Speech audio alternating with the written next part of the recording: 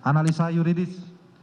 Berdasarkan fakta-fakta tersebut di atas, maka sampailah kami pada pembuktian mengenai unsur-unsur tindak pidana dari pasal yang kami dakwakan terhadap terdakwa, di mana berdasarkan fakta hukum yang terungkap di persidangan, perbuatan terdakwa termasuk dalam pelanggaran pasal 340 KUHP junto pasal 55 S 1 ke 1 KUHP dengan unsur-unsur sebagai berikut.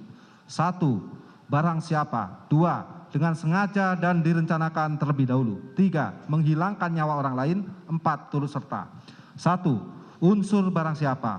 Bahwa yang dimaksud dengan setiap orang adalah sama dengan barang siapa, yaitu merujuk siapapun juga yang dapat menjadi subjek hukum, pendukung hak dan kewajiban, yaitu orang perseorangan, naturalist person, dan atau badan hukum, reh person, yang dapat dimintai pertanggungjawaban menurut hukum atas semua perbuatannya.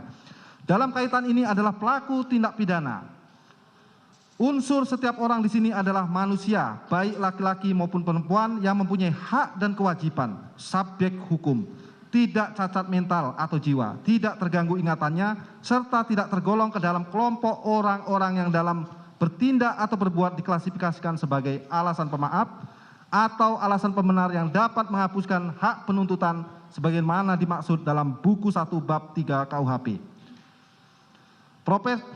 Profesor Mulyatno mengatakan berdasarkan ajaran pertanggungjawaban, untuk adanya kemampuan bertanggung jawab maka harus memenuhi 2 hal sebagai berikut. 1.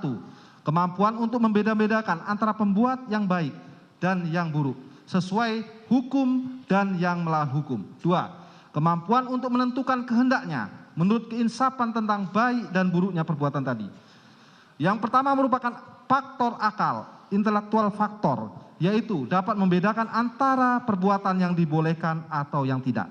Sedang yang kedua merupakan faktor perasaan atau kehendak, yaitu dapat menyesuaikan tingkah lakunya dengan keinsapan atas nama yang tidak mampu menentukan kehendaknya menurut keinsapan tentang baik dan buruknya perbuatan tadi. Dia tidak mempunyai kesalahan, jadi unsur kesalahan erat hubungannya dengan unsur pertanggungjawaban di atas.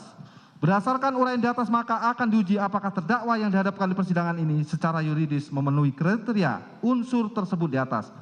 Di mana hal tersebut akan kami lakukan dengan cara menganalisa korelasi antara unsur delik dan fakta hukum baik yang tertuang dalam berkas perkara maupun yang terungkap dalam persidangan.